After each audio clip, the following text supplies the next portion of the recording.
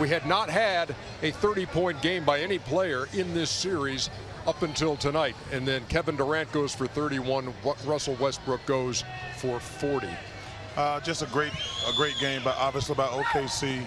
Russell Westbrook and Durant set the tone tonight from the beginning. You know, people forget the Spurs jumped out like 10-0.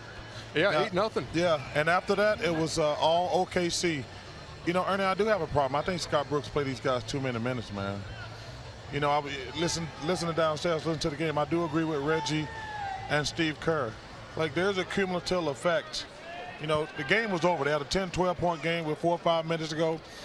You know, Pop, he said in the press conference that we didn't show that part. We missed it. He says, I was thinking about Thursday. I think if you Scott Brooks, listen, I know those guys are relatively young. When you got a 10-point lead with 2 or 3 minutes to go, I think you got to get Westbrook and Durant and Ibaka especially out the game.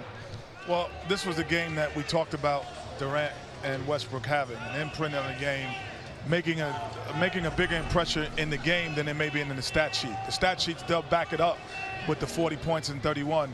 But the overall presence of timely baskets, drives to the rim, and creating pressure on the San Antonio Spurs was the biggest thing. And defensively, being there when Ibaka was there, they also shared in their defensive responsibilities. So I thought overall, this was their best game.